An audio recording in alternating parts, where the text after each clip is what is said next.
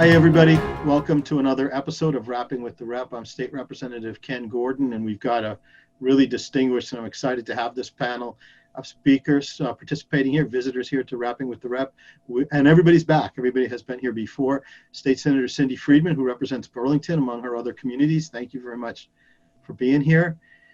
We have Sheriff Bobby Bongiorno from Bedford, and we have Police Chief Bobby Bongiorno from Bedford, and we have Sheriff Peter Koutoujian, Middlesex County Sheriff. Thank you, guys. Thank you very much for being here. And what we want to talk about is a project that we have been working on for a few years now. We have been working on this out of a proposal that Senator Friedman had presented, and we're working together on a commission to bring a restoration center to Middlesex County as a pilot. What a restoration center is a place, and it's actually a concept where we can bring people who are suffering from mental health, untreated mental health issues, or substance abuse, alcoholism. Often it's a combination, and be able to address their needs outside of the criminal justice system and outside of the emergency rooms. And I think it's an important way in which we treat people with respect and dignity, because we're looking at the issues that have brought them to the intersection of where they're talking to a police officer, for example, in a way that treats them respectfully in this way. Senator, do you have something? Can you add something to that as to the project? Sure, Ken. So I have to say that my partner, hand in hand, step by step in this process to get a restoration pilot has been the sheriff. And this has been an absolute joint effort. And I remember very early on talking to Chief Bongiorno, and he could not have been in agreement or willing to help fast enough. I did not have to explain to either of these guys why we should be doing this or if they were interested. So I just couldn't have better partners when we started this. And then of course you got involved and have become a strong voice in the House. So we are really lucky. And this came out of a very strong sense of urgency that we stop criminalizing mental illness and substance use disorder. The sheriff saw it from his side of who was coming into his jails. Chief Bongiorno was seeing it on the streets, and he's also a fellow Arlingtonian, and so we had been involved in a lot of this work in Arlington together.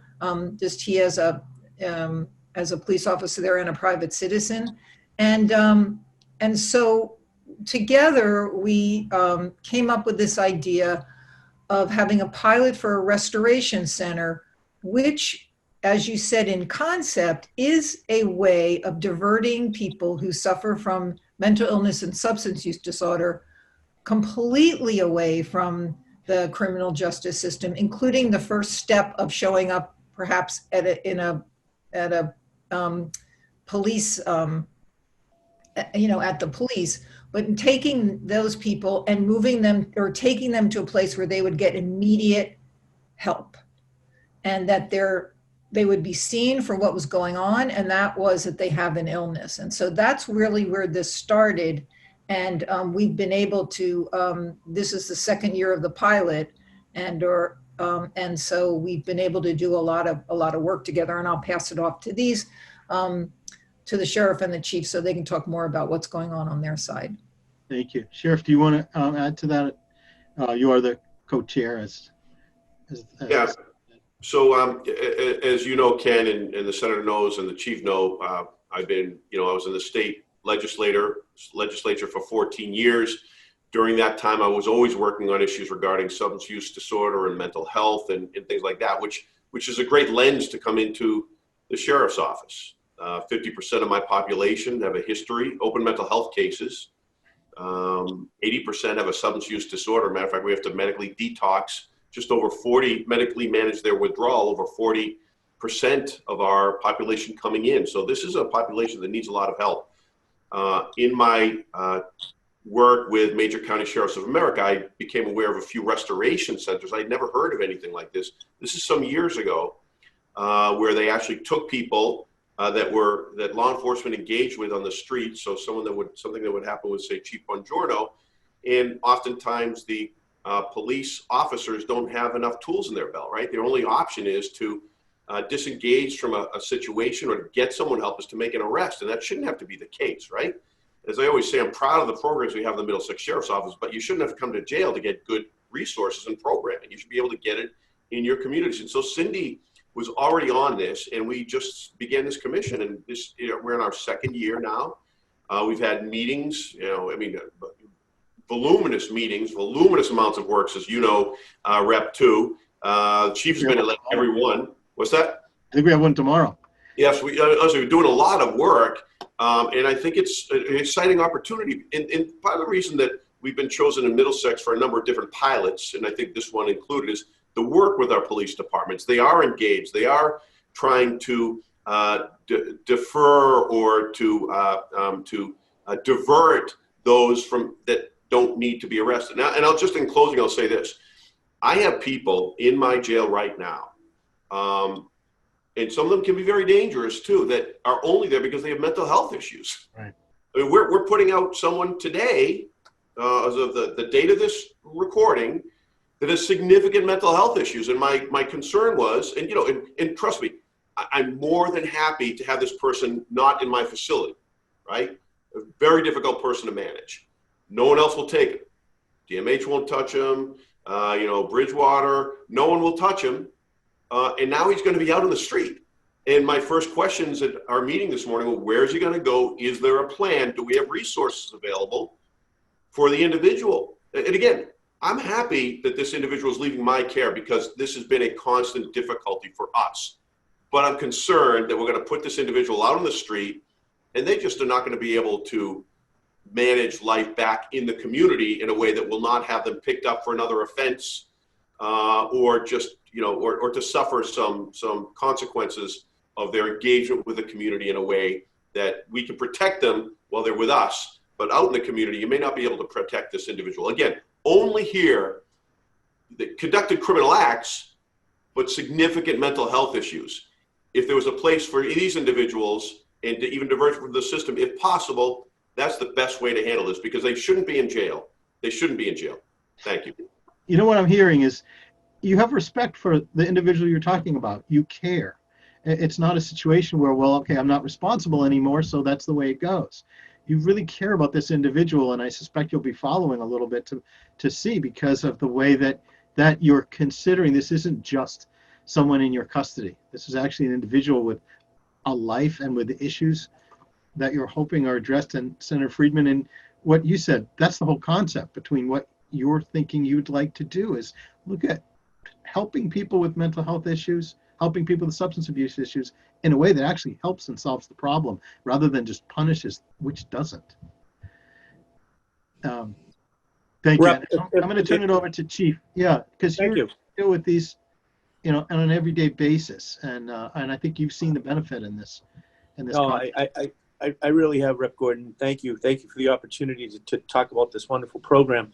Maybe I can give a little bit of a historical perspective about how this started. And I know the senator doesn't like when I shoot accolades to her because she's a very humble person. But this began years ago when she identified the need when she was the chief of staff to the late, great Senator Donnelly. I was a young police lieutenant. My wife, Christine, was the director of Board of Health in Arlington. And we kept seeing mental health calls and the complexities at the local level, at the street level. And under the senator's leadership, who was chief of staff at the time, the Arlington Police Department was one of the first police departments in the Commonwealth of Massachusetts to begin a jail diversion program, which I believe provided some of the foundation for where we are today in the Restoration Center. And what that did at the time was really cutting edge. It placed a civilian clinician in with the police officer responding to mental health related calls to divert those with mental health illness. The senator was beyond instrumental in getting Arlington that grant. From that program in Arlington, it's gone statewide under the Department of Mental Health. There are clinicians in multiple police departments across the Commonwealth. And I think from that program, the senator saw a further need and the sheriff saw a further need. And I think that has given us the impetus for where we are today on the Restoration Center. But from that historical perspective, it really was the senator's vision as the chief of staff under Senator Donnelly with the jail diversion program. And I really think this Restoration Center will be an extension of that. We've been to Arizona, we've traveled, we've seen some restoration centers. Those very tenets are what we're doing already. But to have that under one umbrella within Middlesex County will be a huge benefit for our communities and just add to that layer of a service that we can provide to those with mental health and substance abuse disorder. I'd say, I know you folks have been living this for so long and bringing your experience to the table. And I've learned so much as being the House member who's the representative on the commission. And one of the things I learned when we've traveled, as you said, we went to Arizona right before the pandemic came upon us. We've gone to Michigan, we've gone to Texas, and even Springfield. And what we've learned from some successful programs are the ways that they bring in social workers and they bring in the concept of treatment. And again, I'm going to use the word respect again. The idea that at this intercept, at this place where they're intercepting with the people that they confront, to treat them with the dignity and respect, to show them that, you know, we can help. And it causes them to, they're somewhat relieved when they realize this isn't going to be a confrontation that I'm going to become completely fearful of. It's a communication I respect, but on the other hand, they're trying to help me. And it's a whole different way of communicating than some people think when they think of law enforcement. And I've learned so much from the way that some of the, especially the young officers, see this. They're saying, they've told me, you know what, we don't look at people and immediately blame them. We look at people and immediately try to figure out what's the best way to help. And so I applaud you for that way. And if anybody wants to speak about that aspect of what we do. Anybody? So I think that's important, Rep. I think based on our training and based on, we know that arresting those with mental health, the whole tenet of the program is we can't criminalize those with mental health illness. We know that jail is not the place for people with mental health and substance abuse issues. So we can't arrest our way out of the problem. And I think there's a real concept that, there is an alternative. Working with, let's face it, these are community-based programs. The police, from my perspective, cannot solve these problems alone, as you mentioned. We need social workers, to have social workers embedded with police officers. We need treatment providers. We need the hospitals on board. We need our jails on board. It's really an umbrella concept in which we have the ability to connect the dots, full service, the ability that when a police officer, historically what's happened is that we get a call that's mental health related. There might be some section paperwork involved. We take that person to the hospital before the officer comes back to finish the report. The person's released, and you know what? We're dealing with that person over and over again. But the key concept is we're not giving the treatment and the services that they provide. So what this Restoration Center does is the ability to from the A to Z shopping, so that a person can stay out of the criminal justice system, stay out of jail, go to a restoration center, get the services that they need, and the necessary follow-up and wrap up services. In addition to that, the police know that they have a place they can bring someone that they can trust will then do the right thing for that person. As the sheriff is saying, it's an appropriate place. Sheriff, did you want to add to that? Yeah, I think it's really important. I mean, Bob knows this really well. And Arlington has been on the forefront of this. But the fact is, so when you come into a situation, oftentimes in mental health crises, the situation ends up being a domestic. And the only tool, again, as I mentioned before, the police have to deconflict that situation is to remove the individual, and sadly that comes in the form of an arrest. Here, what we're trying to do is divert people, not just from the criminal justice system. So this is pre-arrest diversion. Bring them to a restoration center, you get them the help that they need, right, by professionals. So it's not just to divert them from the criminal justice system, it's to divert them to the services that they need. It's no secret in this country, the three largest mental health treatment providers in the country are LA, Rikers, and Cook County jails. And indeed, Middlesex Sheriff's Office, we're the largest mental health treatment provider in our county. It shouldn't be that way. And again, if you could actually take out those that are just simply have mental health issues, who might engage in criminal behavior because they don't have their mental health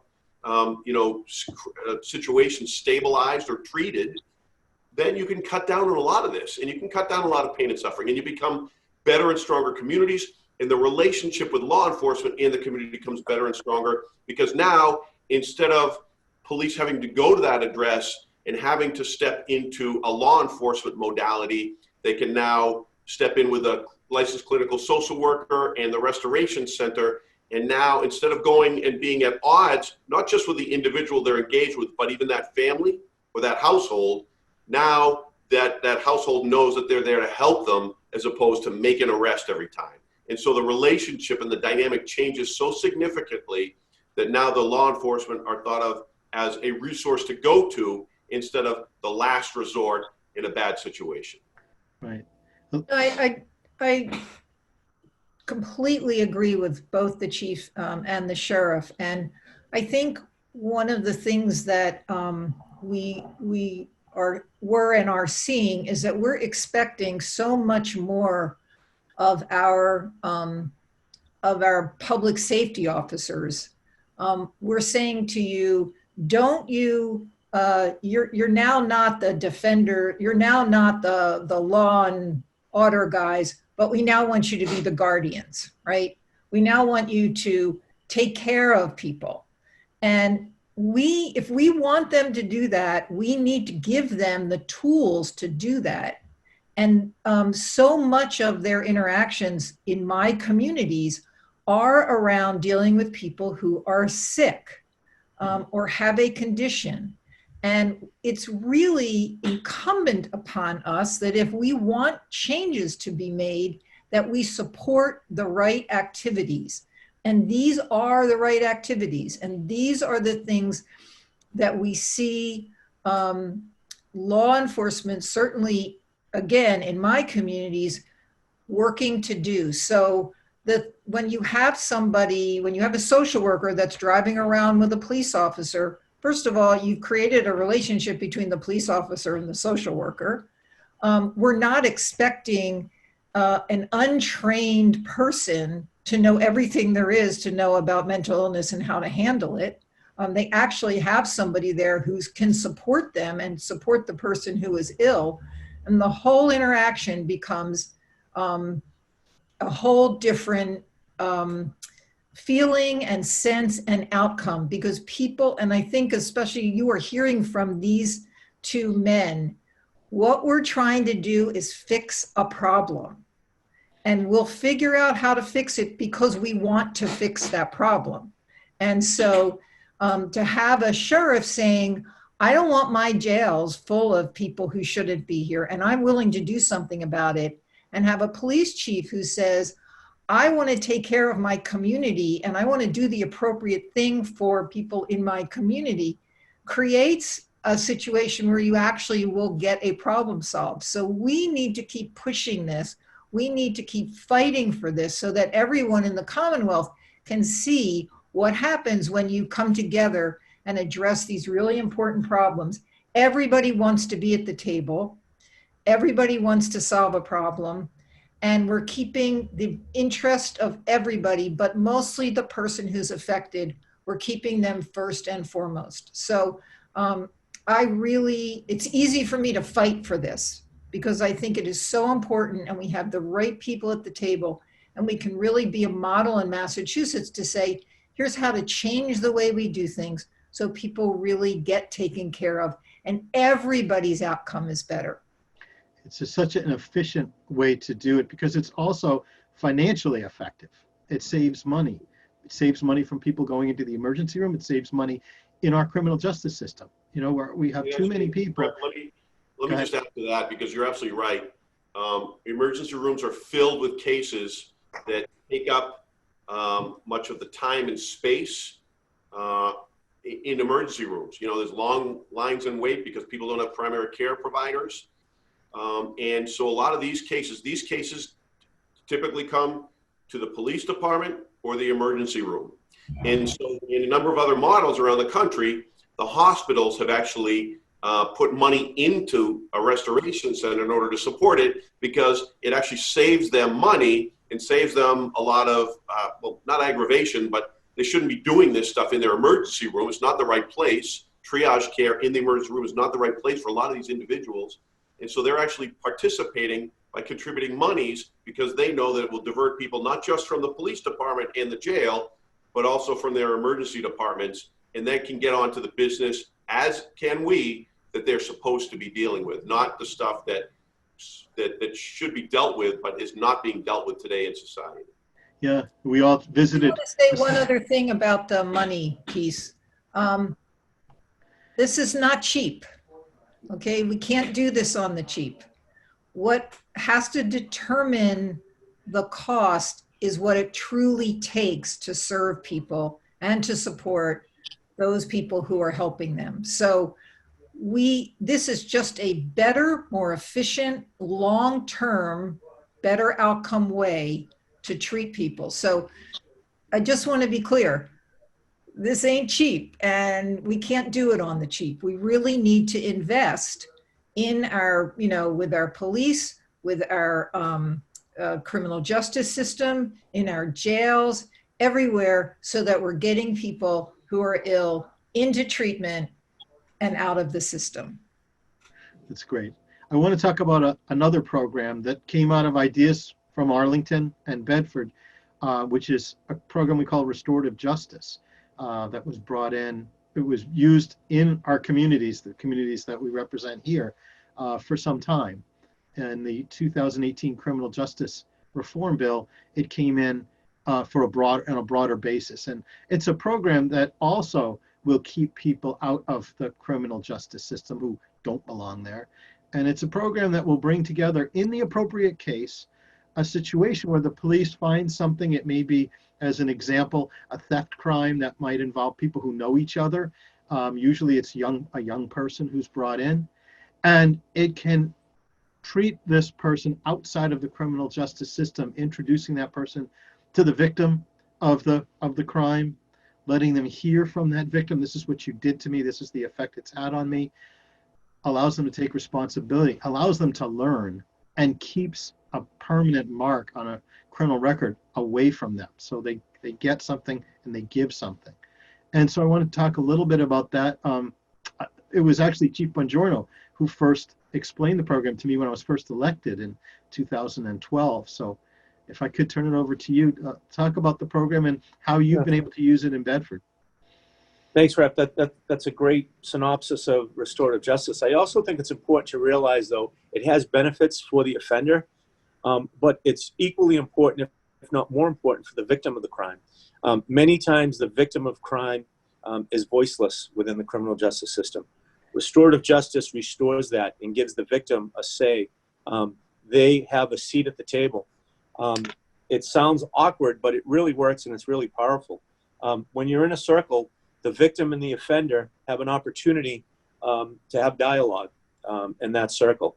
And to hear an offender, to hear a victim talk about the impact of the crime is really moving. So when you say that you can divert from the criminal justice system, they don't get a record, that is all true and important. But equally as important, again, is the voice of the victim. And many times in our criminal justice system, victims have been re-victimized over, whether it's continuances of cases, the ability not to be heard, how the justice system works through pleas and complexities. Restorative justice is again, one of those tenets that give a voice to the victim. That's really important. In Bedford, we use it very successfully. In Arlington, we use it successfully. We have a case that's ongoing right now. Rep, you know, our community faced some hate graffiti that really caused quite an emotional roller coaster within our community. After what we had went through with some anti-Semitism in our town several years ago, there was some graffiti, and that caused a community uproar, rightfully so.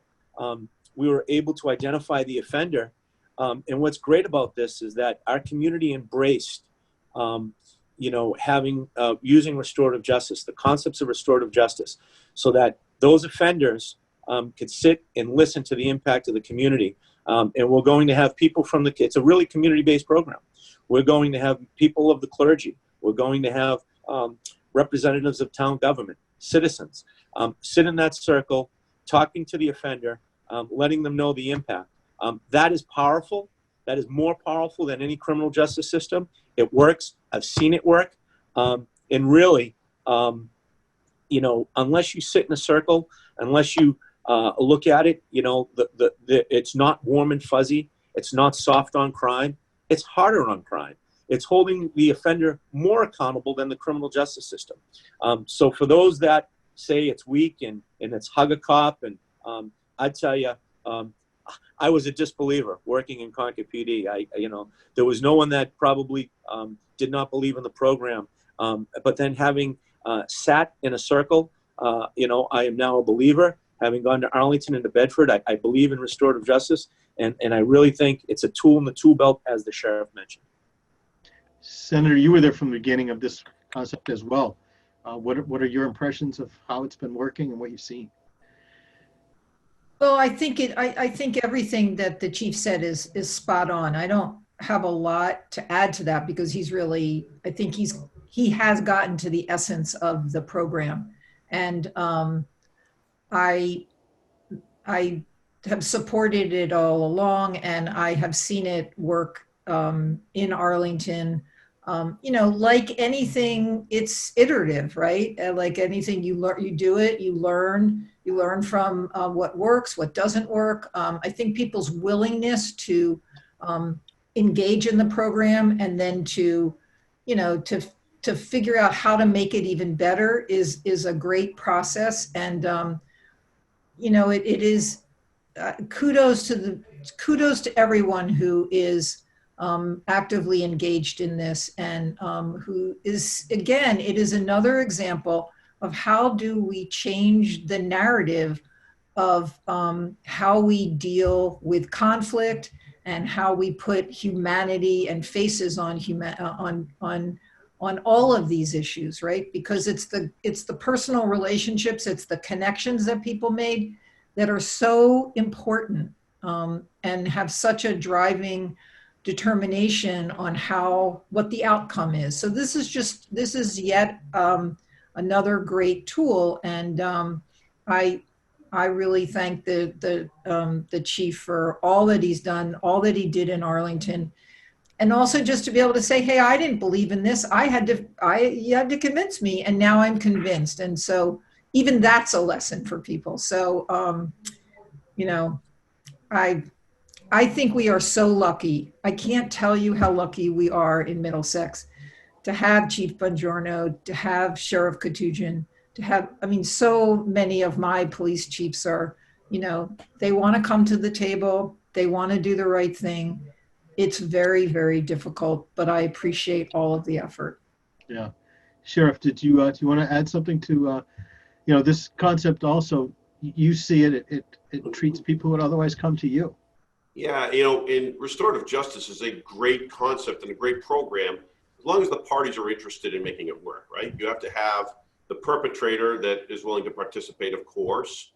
Usually they'll be a little bit more motivated than the victim of a crime, but the victim has to be motivated as well. And the victim is not interested, then you just can't participate in a restorative justice session. And a lot of victims don't want to participate. They feel like they're giving a platform for their offender. They don't want to go through it again. They'll feel like they're being re-victimized. And so it's appropriate in certain circumstances, not all. But I will say that when it works really well. And it works in a way that doesn't in any way absolve the offender of their actions or their intent. It empowers the victim and lets the offender understand how their actions impacted the victim. Because oftentimes with people that are involved in the criminal justice system, their narcissism is, there's a significant issue of narcissism. They undertake their actions without an understanding of how it impacts those around them. Never mind a victim of a crime, even their own family. They just don't understand that. When they understand that their actions are impacting not just the victim of a crime, but also their own loved ones, their moms, their dads, their brothers, their sisters, their partners, whoever that might be, they tend to take it and they tend to think a little bit differently about their actions and understand that their actions are not just in a bottle, they have consequences on others. And we've used restorative justice in the jail in our young adult offender unit, which is, again, we started with the Vera Institute. It's the first of its kind in the entire country. And it has worked out really well when there have been conflicts between individuals that are incarcerated up there, the young men, or between even the individuals and staff when there have been conflicts there. And quite honestly, it's worked remarkably well inside our facility in a way that I could not have foreseen. We just started doing it.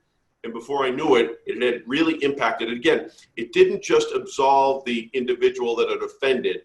It made the victim, or in our case, the officer or our staff, feel like they get a little bit more control. So instead of a regular discipline, as would usually happen, put into restrictive housing or removed from that unit or lose a job, whatever those repercussions, which are always natural in our facility, now the corrections officer or other would say, I got a little something out of that. I can live with this now. Whereas before they would have been punished in some way, but the officer still would have felt the hurt or the insult or whatever it might be, the negativity of that action, and never realized. But now they actually have something to say. And when they see the offender acknowledging their responsibility, they feel a little bit better. So in many ways, I think it helps with some of the officer wellness, as well as the safe and peaceful operation of our facility as well. Yeah, as a trial lawyer, I'd like to also speak to the alternative, which is that oftentimes victims feel when they see a case go through the criminal system and they see the defendant come in, face arraignment, come in a few months later, and the system moves slowly. And if they get to a trial, if they get that far, the whole philosophy changes.